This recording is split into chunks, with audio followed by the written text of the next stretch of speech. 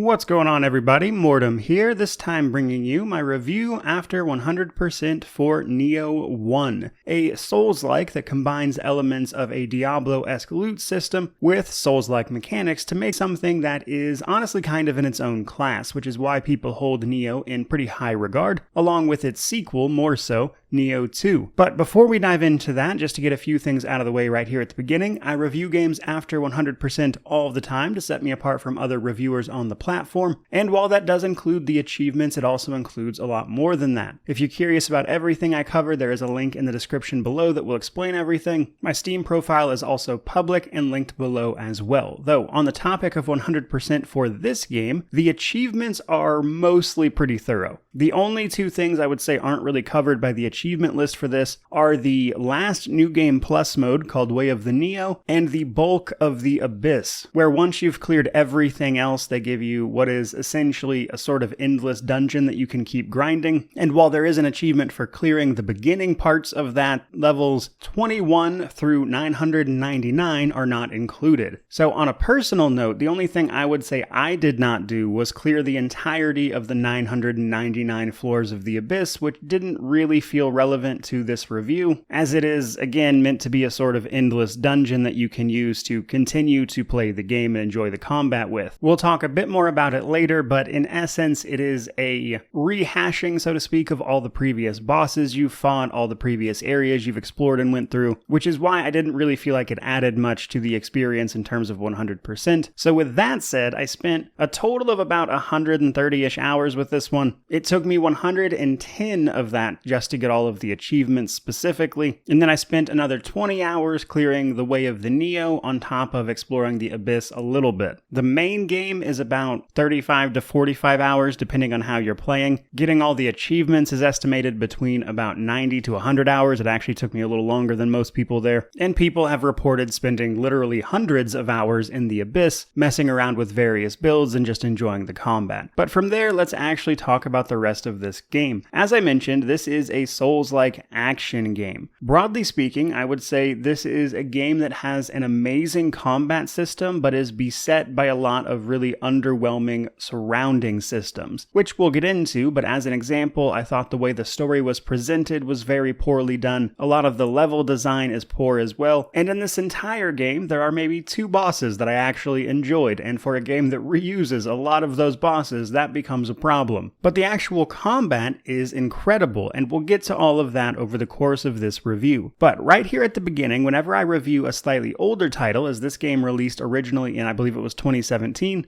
I like to talk about the technical state of the game. Now, with this game not being that old, it's still running very well. In fact, across my 130 hours with it, the game crashed one time and was otherwise very stable, no real problems. However, the main thing to note if you are playing this on PC, and as this is a PC channel, is relevant, you cannot get the game to display keyboard and mouse controls. The game was ported to PC a little less than a year after its initial launch on consoles. However, the button prompts showing as controller were hard-coded into the game, meaning that it is impossible to change them.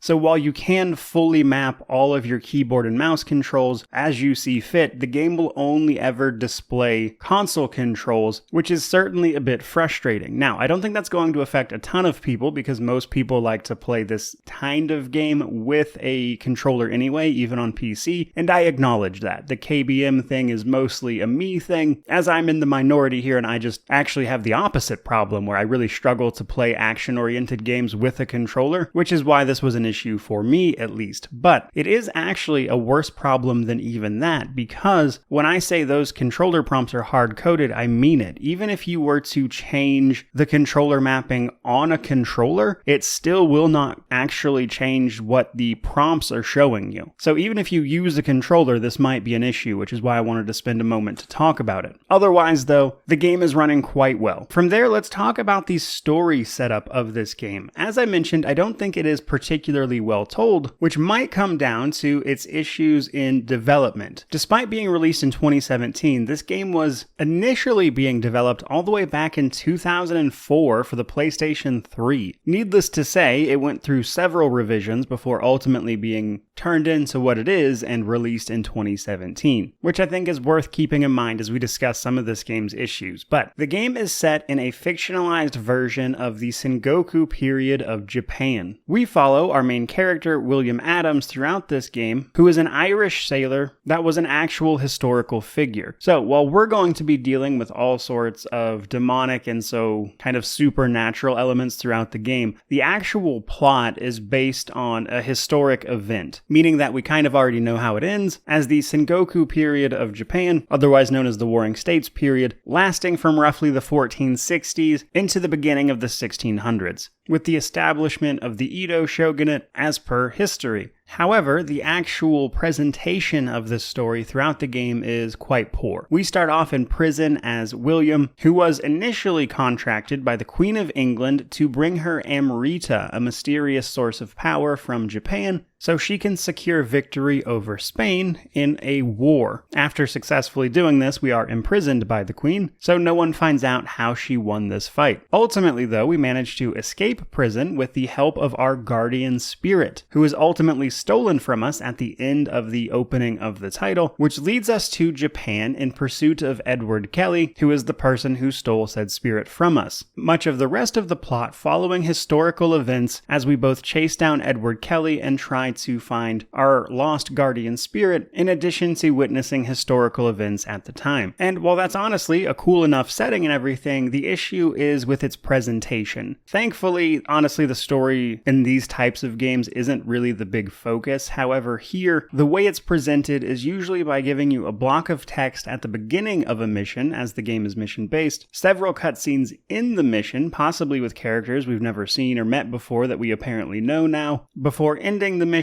which then unlocks a bunch of codex entries which can potentially explain what just happened. And the way this game is presented as a story is just a mess. But ultimately, I think it gets a pass because, in fairness, all of the information is in the game. You don't necessarily need to go outside of the game to learn everything you need to learn, but it does require you to go through and read a bunch of codex entries, talk about things that were never really explained, which can lead to moments where you're watching a cutscene and potentially have just no idea what's happening, or at least a firm understanding of the characters even. So while the story itself, once you actually kind of gather all the pieces, is pretty cool, I just don't think it's told very well, but this dark fantasy imagining of Japan is really cool. Now, a somewhat similar but also kind of separate issue is that the way the game presents its mechanics also isn't great, because right away you're thrown into the prologue there where you are using William to escape this dungeon and everything, and once you do that, you get a cutscene where you apparently read a book which teaches you how to be a samurai, which grants you all the necessary knowledge on top of another guardian spirit to help you out, which kind of kicks off your build a little bit, though these choices are very, very small. And this acts as a sort of starting point once you get into the part of the game that actually starts letting you level up and everything. And then once you get to that point, the game asks if you would like an actual tutorial, which is just a very awkward way of presenting the game and its mechanics all around. I think like just the introduction to this game in particular could really be cleaned up to ease people into how they want the game to work. And it's my understanding Nioh 2 actually does clean a lot of this stuff up, as a mention, but the introduction to this game, from the way it presents its story to the tutorialization of its mechanics, is just really, really poor, which is in stark contrast to the things that the game does really, really well. But from there, let's talk a little bit about difficulty and New Game Plus. As a Souls-like, games like this are generally considered pretty difficult, and as such, there's not really any difficulty options. However, there are 4 set New Game Plus modes in addition to the base game. The base game is called Way of the Samurai. After you defeat this, you will unlock the first of 4 New Game Plus modes known as Way of the Strong. New Game Plus works quite a bit differently than the normal version of the game. This is where the game truly opens up a lot of its systems, introduces you to divine equipment, as well as unlocking several other features. But this continues for quite some time across several New Game Plus modes, unlocking more and more as you go. But there are a few key bits of information that we're going to go over, starting with the way you unlock further New Game Plus modes varies from the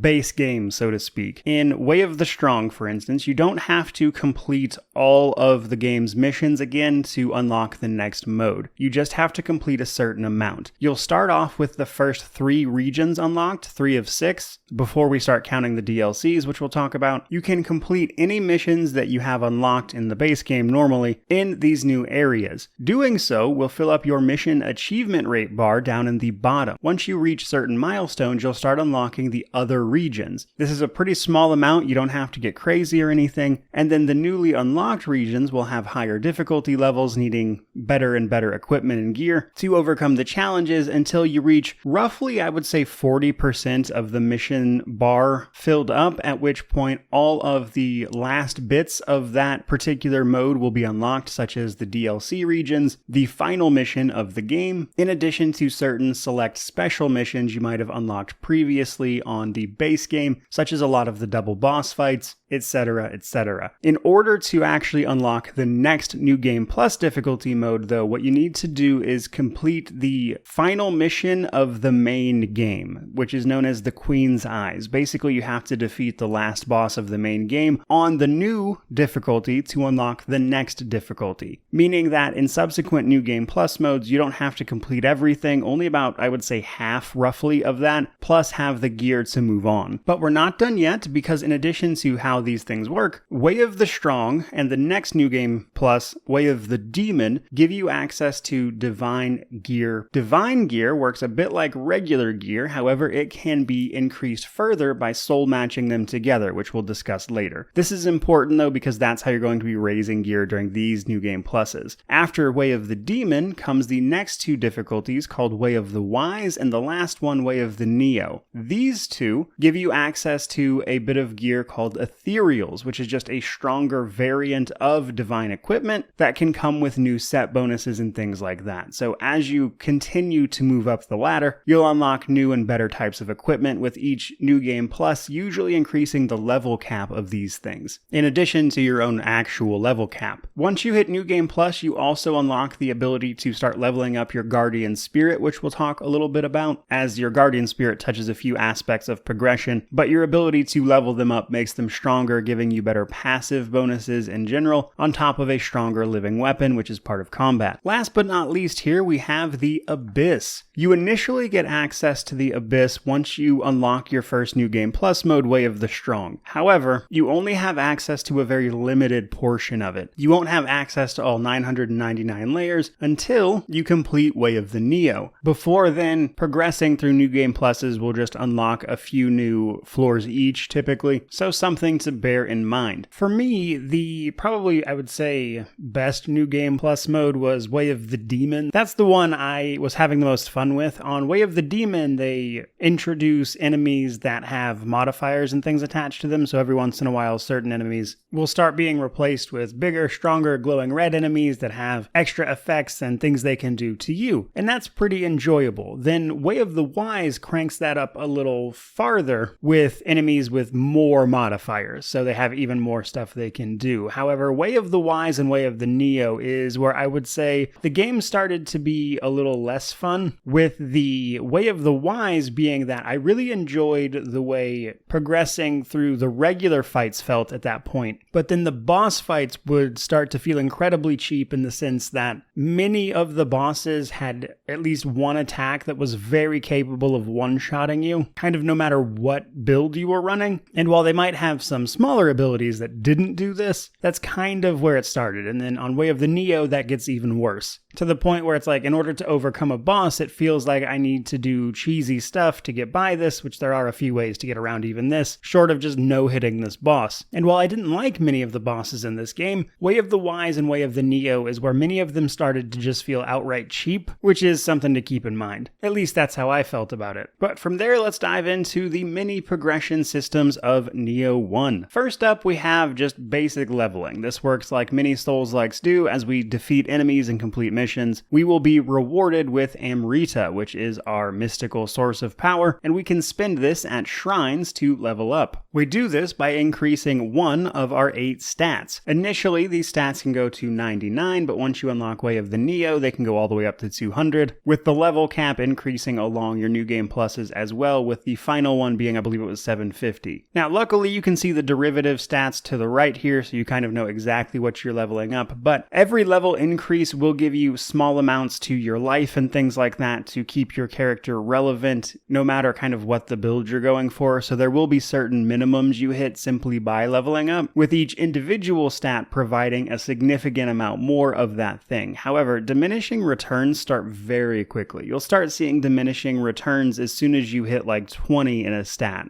with it then getting slowly worse over time. However, what stays consistent is weapon scaling. As you can see on screen here, each individual stat typically affects some kind of weapon available to you. Weapon scaling is linear, which means that the better that stat is, the better the weapon damage you'll deal, and there isn't as much in the way of diminishing returns there, which is important to understand. Which means focusing on the thing that is going to give you the most damage from your weapon is very important due to the diminishing returns on essentially everything else. Now, the other huge part of progression is gear. This game uses a Diablo-esque loot system, meaning that every piece of gear we find is somewhat randomized within a small sort of procedural system. So we can have light, medium, heavy types of equipment. They can all roll different kinds of stats. These stats can be pretty varied. They can include things like set bonuses, etc. Now, through your first playthrough of the game, most of this isn't anything you need to worry about. You just want to put on the best stuff you can find and keep it moving. But later in the New Game Plus things, you need to start focusing on making a build, because that's how you become effective. So your search for gear becomes very specific. You want the divine gear and then the ethereal gear. You also want that type of gear with the set bonus you would like to take. You also want to use the blacksmith, which we'll talk about, to do things like reforge and increase the power on this gear to make it exactly what you want, which is a very Diablo-esque loot system. And if you're familiar with ARPGs, you'll probably feel right at home here, as the concept is essentially the same. But we do have access to a blacksmith in between missions, which can facilitate a lot of this for us. We can do things like forge weapons and armor, soul match, or change the appearance of it, as we're changing gear a lot, so you might want to necessarily not look like a mishmash of various armor sets. And then we can also reforge them. The most important of these to know is soul matching and reforging. Soul matching effectively allows you to take a piece of equipment you're using, combine it with a higher item level item, and then bring the old piece of equipment up to the new item level while consuming the higher tier piece, so to speak. And what this allows you to do is keep the gear you want to use relevant. So say you found a particularly useful bit of set gear that you actually want to use, but it's starting to get outpaced by higher item level stuff. You can effectively use that higher item level stuff you found to make your set piece stuff relevant. And this is a big part of gear progression once you get to the New Game Plus areas. Base game, it's not going to be super useful just because you're churning through so much gear. It's usually just not worth the effort. But once you hit New Game Plus and all of those modes, it becomes kind of essential. However, it is a little bit expensive potentially. There's a variety of factors that can play into this, and there are ways to reduce it. But basically, the more item levels you're trying to increase an item, as well as how different it is from the item you are trying to increase it with, will play into the cost, with it potentially being tens of millions, which is incredibly expensive. You can reduce this by closing the gap between the item you are trying to increase and the item you are using to increase it with. You can also lower it by making it the same item type, so using shoes to increase a shoe, etc. And you can also find special properties on items later that will reduce the soul matching cost by like 80%, which is great. So while it might initially be a very high cost, there's ways to reduce it into something manageable. But then we have reforging. This will allow us to re-roll effectively one of the stats on a piece of gear. Later in New Game Plus, we also get access to tempering, which allows us to manually change things out with a special resource, which is obviously very useful and allows us to customize our gear quite a bit. So gear progression is like the biggest part of the progression later. late game. Gear is much more impactful on your build than probably anything else once you get to a certain point. But we're still not done yet, as then we have skills. Skills are broken up into weapon skills, which is your samurai skills, ninjutsu skills, as well as magic skills, each of which have their own separate resource. We can earn these by leveling up. Simply putting points into certain attributes will grant you these appropriate skill points. We can also find items that will grant them to us as well. We'll talk a bit more about the nuances of this in the combat section, but generally speaking,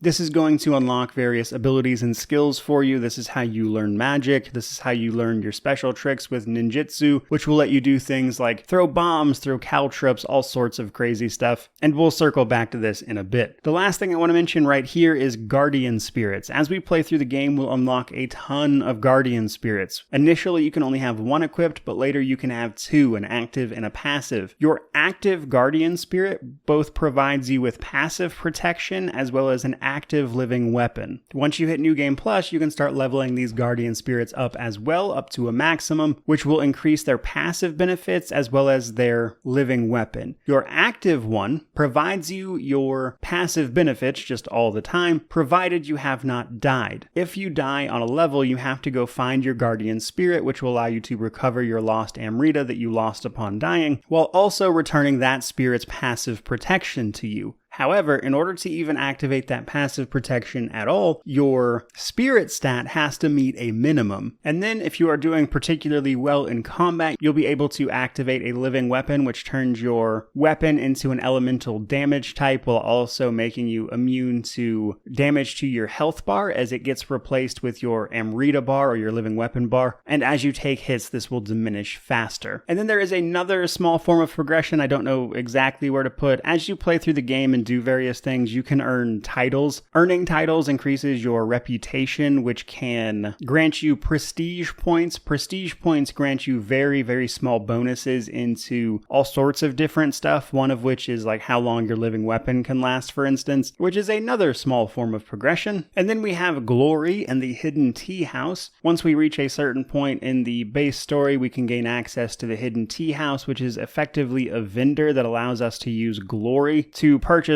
all sorts of stuff, really, even some cosmetic transformations into other characters. But this also allows us to join a clan, which can grant you a variety of small benefits and plays into the multiplayer aspect of the game, which I'm not going to dive too much into. But effectively, by defeating other players' revenants, or ghosts of people who died, so to speak, which is very similar to Dark Souls' approach, you can earn glory, which you can spend here. So needless to say, there's a ton of all sorts of small minor bits of progression systems in Nioh. But from there, let's actually talk about the gameplay systems a little bit. As I'm sure you've seen on screen up to this point, and I've mentioned, the gameplay is divided up into missions, which then form acts of the game. The base game has 6 different acts, of which are filled with several main missions along with submissions for us to partake in. Each of these is associated with a recommended level as well as a display of how difficult it should be with your current gear. I didn't find these recommended levels to generally be very useful because it's actually talking about the gear you have equipped more so than your actual level. So while it starts off very small, once you get to the Way of the Nioh, it's like the recommended level becomes something like 1200 at max, and it's ridiculous, which makes this recommended level thing feel very pointless, or at least poorly implemented. Now, before we talk about some of the individual things in the levels themselves, you can also access harder variants of various missions via Twilight missions. However, I found the Twilight missions very underwhelming because of all the New Game Plus progression and things. Taking the time to do a Twilight mission, which is effectively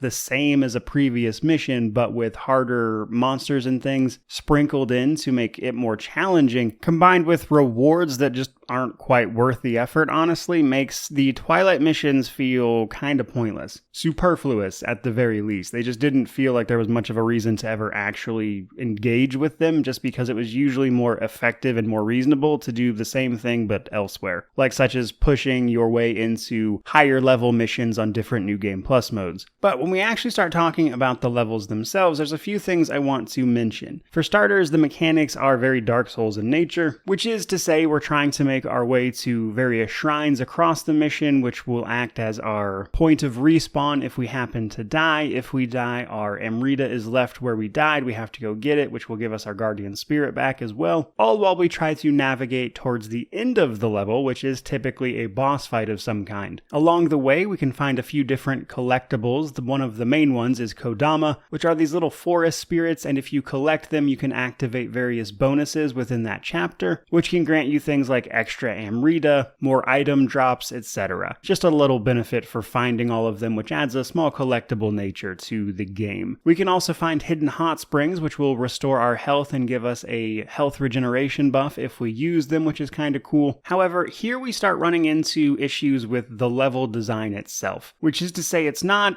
great. The DLC actually does a better job with this, to give the game credit where it's due, but the base game in particular has a lot of problems with its level design where you are just tripping over shortcuts back to where you were, many of which are just not necessary, mostly because the levels themselves are very, very small. So you have these small levels with like maybe 2 shrines, but there's like 20 shortcuts, which makes them very awkward to maneuver, and you'll likely be in the same areas quite a bit, as many of the sub-missions are just small adjusted areas within the main mission's maps, which means they also get repetitive very quickly, which to be fair does make it easy to learn your way around, I suppose, but it doesn't ever really feel like you're exploring or anything because the maps are so small. But when taken as a whole, it's just a lot of convoluted level design that's a little too busy for its own good, and it doesn't feel very structured. It just kind of feels mishmashed together, which persists through most of the game. Again, the DLC does a better job with this overall, with less but more meaningful shortcuts, more useful, I would say, level design in terms of its exploration, but the base game is pretty bad. And that's before we even start talking about the bosses, though. I wanted to separate this out from the combat specifically because I think the combat is pretty great, but almost all of the bosses in this game are incredibly underwhelming. Across the entire game, DLCs included, there were about 2 bosses where I actually enjoyed the fight. The rest of them were all really underwhelming and incredibly prone to cheese. And this is a problem that gets worse and worse because they reuse the same bosses a lot. Before we even start hitting all of the extra content, just the main story, you're going to fight the same bosses multiple times. For instance, in the last mission leading up to the final boss fight, you'll have to fight a string of bosses you fought previously already, multiple times, all back to back. The end of the game is a string of like 6 different boss fights. But a lot of the boss designs just aren't interesting. Sometimes they reuse mechanics. For instance, we fight this lightning boss with a variety of different melee attacks, so to speak, and then later you fight this boss called White Tiger, which is basically a reskinned version of the same thing.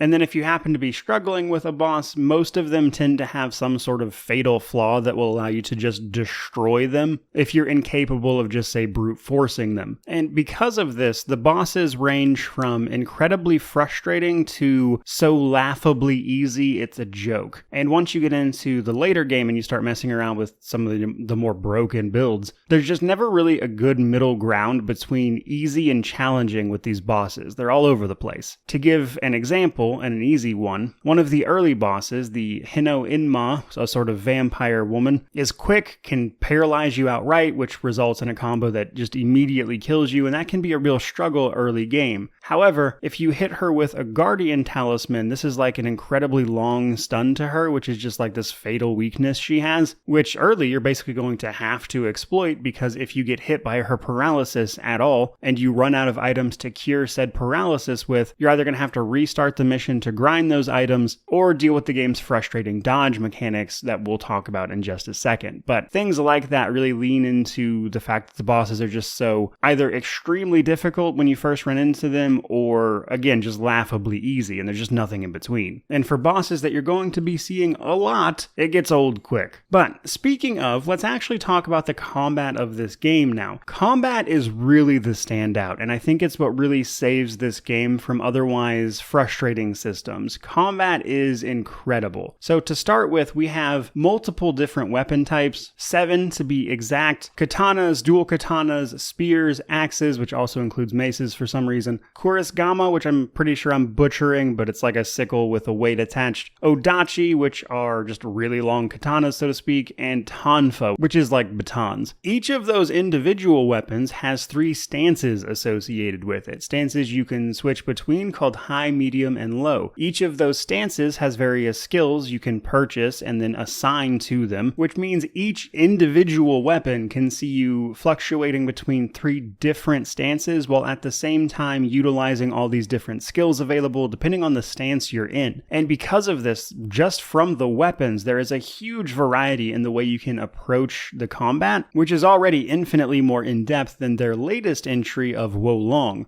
Now, the really cool thing here is you can lean as much into this or as little as you want, really at your own pace. Like, you don't need to engage with this and switch a ton. For the most part, I stuck with a medium stance axe because that is what I was the most comfortable with. But if you're really good at it and you don't mind the stance switching, you can pull off some truly crazy stuff with this system, and that's probably the coolest thing about this game. But we're not done yet, because then we have the ninjutsu and the magic. Regardless of whether or not they're a big part of your build, you probably want to invest in these, because each of these, in addition to the weapons, will have some passives and things that will help you out kind of regardless of what you're doing. But ninjutsu can give you access to things like buffs as well as utility items, so you can throw like shurikens and things like that, caltrops, which will inflict slow on the enemy, things that will increase your attack or apply things like poison to your weapon, all sorts of stuff, which further increases what you can do. And then we have magic, which will allow you to use talismans to apply elemental effects to your weapon, one of the 5,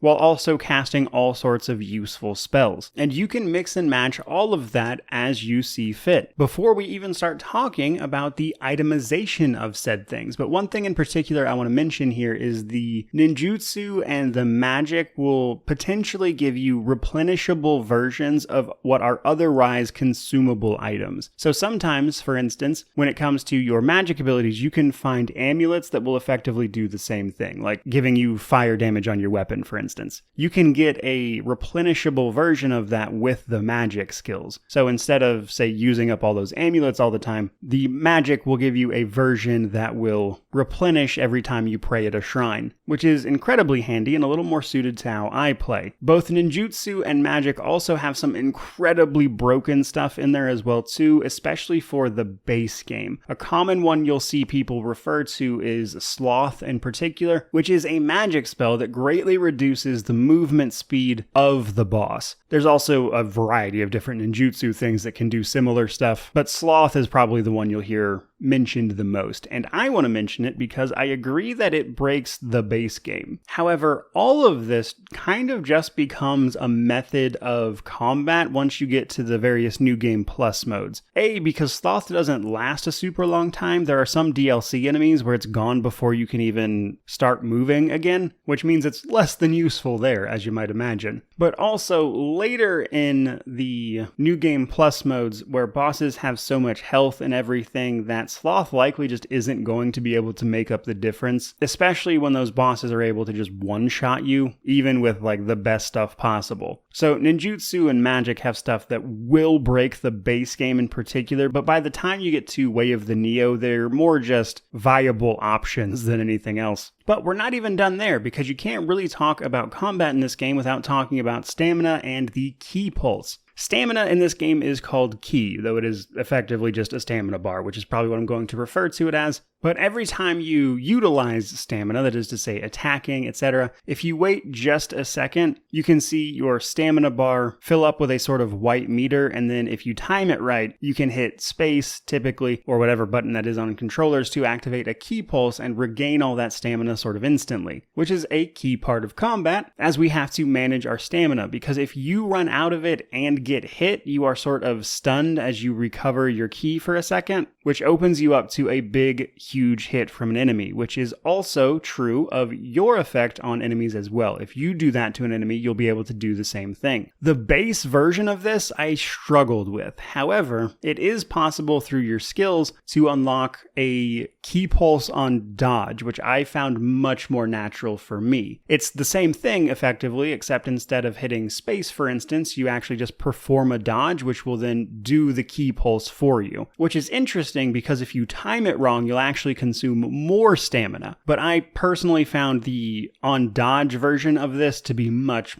more useful and just more in line with how I played. But I like that they kind of integrated that main mechanic into an alternative that someone like myself could use, which was really cool. Either way though, ki pulsing is integral to the combat. It's a big part of it because managing that is a huge part of combat, as you don't want to get hit while you're stunned. But you do want to do that to enemies. But then we have our living weapon. As I mentioned earlier, if you're performing well in combat, killing enemies, etc., your Amrita gauge will fill up. When it is full, you can activate your living weapon based on the guardian spirit and the weapon you have equipped. This will give you a supercharged weapon with the element associated with your current guardian spirit. Living weapon allows you to deal a ton of damage potentially to an enemy while also keeping you from dying, as if you get hit while this is active, it simply reduces the active time of your living weapon rather than your health. It also makes you immune to things like stuns or hit reactions from the enemy. Now this is a tiny bit abusable in certain situations, because if you are killing enemies and actively gaining more Amrita, you'll actually continue to charge your living weapon gauge, which can keep it active for an incredibly long period of time. And using this to finish off tough bosses or just to save yourself from taking health damage in a bad situation can be a fun sort of interactive bit of combat, but it is a bit abusable under certain circumstances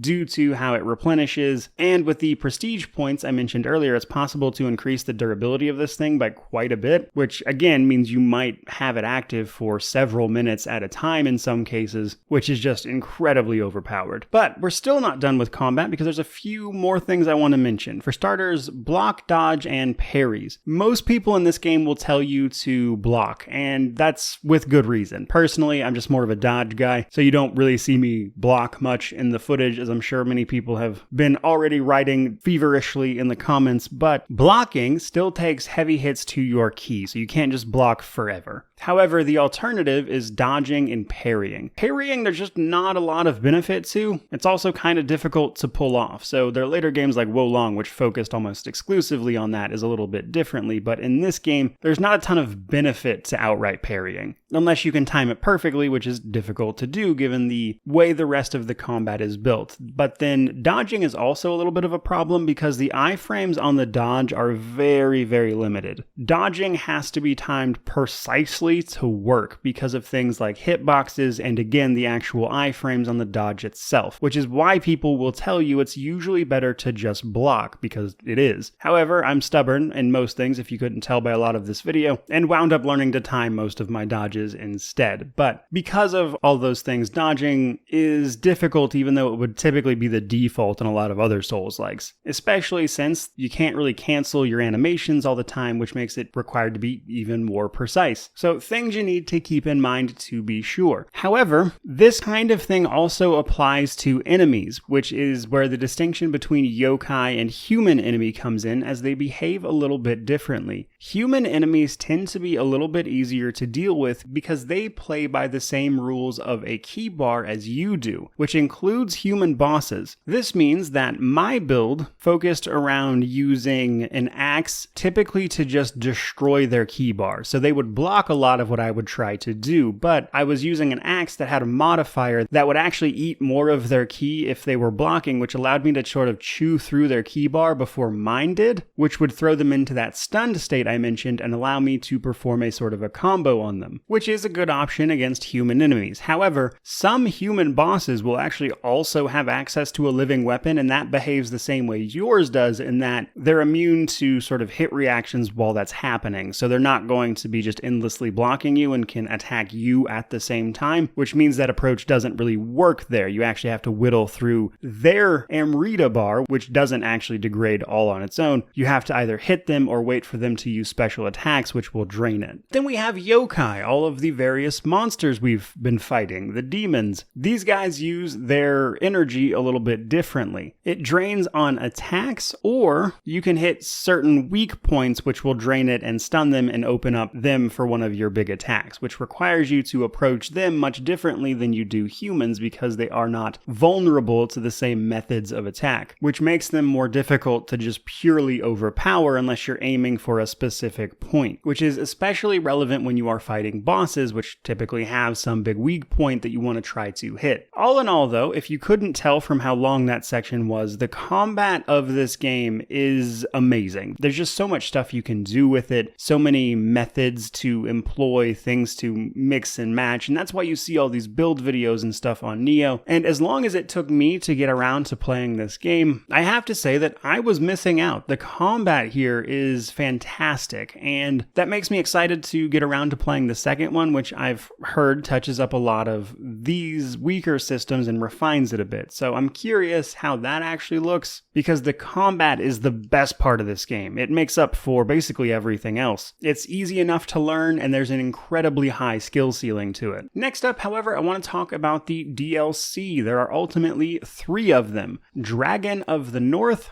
Defiant Honor, and Bloodshed's End. These cumulatively tell a bit of an extra story past the main game's ending, for the most part centering around the Siege of Osaka, which is a real historical event, and it also leaves a couple of plot threads untended. But the DLC is generally regarded as much harder than anything else in the game, and that is true for the initial base game Way of the Samurai DLC, because when the DLC was first implemented, my understanding is that a lot of people were already in New Game Plus, so they wanted to make sure it was still a bit challenging. And as such, your first run of the DLC on the base game operates under the conclusion that you've already spent some time in New Game Plus, Way of the Strong. So the jump from the end of the base game to the start of the DLC, which is when you first have access to the DLC, is incredibly high. It's not impossible, and I know because I just decided to do it because I'm stubborn. And if you're willing to grind a little bit and get the better equipment from the DLC going, it's actually not so bad. But on subsequent New Game Pluses, this is fine. It's smoothed out. The DLC starts right where that New Game Plus ends for the main game, so it's a nice smooth transition. The DLCs also introduce new bosses, new enemies, of course, things like that, new yokai to fight, and just new challenges in general. For the most part, I enjoyed the DLC. There were some frustrating moments, though, especially in I believe it was the second one, where you're taking part in the siege and they're raining arrows down on you, which is fine for the first 2 parts, but then there's one part of it where in addition to the fire arrows, they're also shooting like a cannon that's tracking you that will blow up any cover you're standing behind to get out of the way of the arrows. And the only way to stop this is to get to a cannon and shoot it at a wall, which will stop the arrows and everything from raining down on you. But it's hard to even get to where you need to be because I'm getting hit with arrows or an explosive cannon, and because you've likely already used the cannonballs you need to fire said cannon to get to this third area, means that you're going to have to run through the fire arrows and this cannon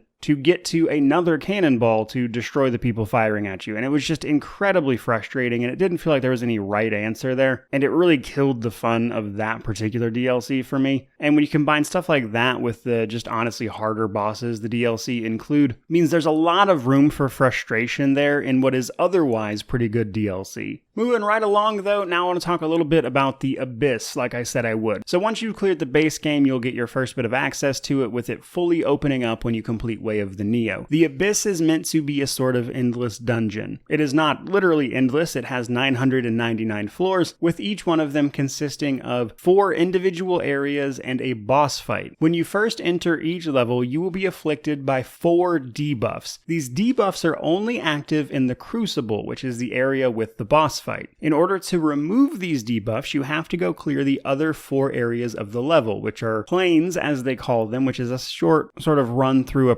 previous level typically, and if you complete it, you'll remove one of the debuffs. So when you've either removed all of them or you're just ready to fight the boss with the debuffs, you can go do so. If you defeat the boss fight, you can move on to the next floor, or you can leave the abyss. That's important because leaving the abyss through any other means you technically failed, which will cause you to lose any of your Amrita as well as any defiled items in your possession. One of the reasons you would want to do the abyss is because it gives you access to defiled items, which you can then turn into potentially ethereals at a certain point, which lets you just get better and better gear. Again, sort of facilitating some of that in-game loot grind. However, it's also possible to fail while dying. If you die while you do not have your guardian spirit, you'll be expelled from the abyss, losing your Amrita and the defiled items you had in your possession. Which is to say, if you die without recovering your guardian spirit, you lose, effectively. And while that's cool enough, in theory, it gives you something to do once you've cleared all the other content, I think the Abyss highlights a really big problem with the game I haven't mentioned up to this point, at least partially. You see, the Abyss really highlights the lack of enemy variety, as well as environmental variety. Ultimately, the reason I didn't really feel like I needed to complete the Abyss was, I kind of felt like I'd seen it all already. Like, the boss fights are the same stuff, they just add the modifiers via the debuffs. You're running through planes fighting enemies you fought. All in all, there are 42 different kinds of yokai and then the human enemies. And that 42 kinds of yokai includes all the different boss types. Boss types you're going to be fighting repeatedly throughout the game. They form the boss fights at the end of the Abyss level. You're also only ever running through mission areas you've already been to. So while the idea of the Abyss is cool, for me, it was just kind of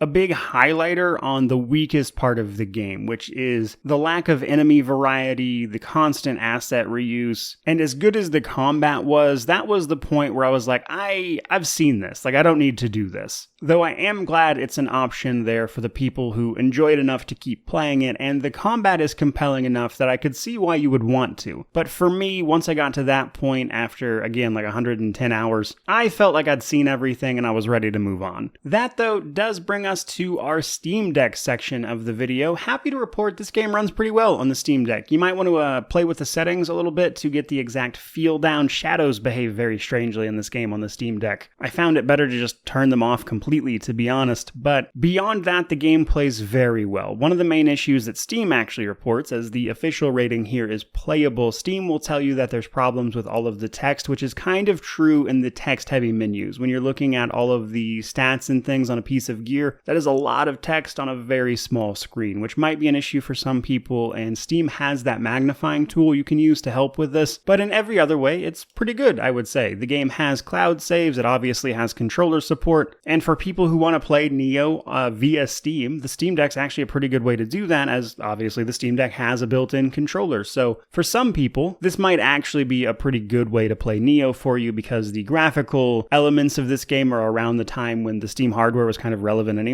in terms of its like raw power, so to speak, means that Nioh is overall a pretty good experience on the Steam Deck. It's not too bad outside of the text just being kind of overwhelming on that smaller screen sometimes. That said, let's talk positives, negatives, and then wrap this thing up. So on the positive side of things, we have combat and progression. Combat is incredible. Like there's just no two ways about it. The combat system at play here is awesome. I think it makes up for a lot of the other game's shortcomings. That's how good it is, but it's so in-depth. There's so much stuff you can do with it. It is truly wild, and if people's assertions about the second game are true, that it keeps a lot of the same combat while also cleaning up the game's rougher edges, I think I'm in for a great time there. And one of the things that makes the combat so good is all of the various progression systems. I think they really nailed what makes ARPGs good at what they do, which is that sort of incremental loot grind, where you're just looking for better and better stuff, which turns you into a more efficient killing machine, which really effectively combines what makes both Souls-likes and ARPGs incredible experiences. And that they nailed. I cannot give them enough credit for that. However, there's also quite a few negatives with this game. For starters, characters, the way the story is presented is a mess. I know this is old news, but also, they kind of did it with Wo Long too, so I'm going to complain about it here, because clearly they haven't learned their lesson. Luckily, the information is in-game if you go searching for it, and with it being based on historical events, you kind of already know what happened anyway. But the presentation of this story, like if you wanted to learn about some of the people from that period, so to speak, the parts that are based on those historical things, just through the medium of a dark fantasy thing, it's kind of impossible to do so. Lucky for this game, story isn't really the focus of these games, so it's not a huge deal, but it's annoying for sure. And then there's the level design and the bosses. Like I said, the level design for the base game is just not good.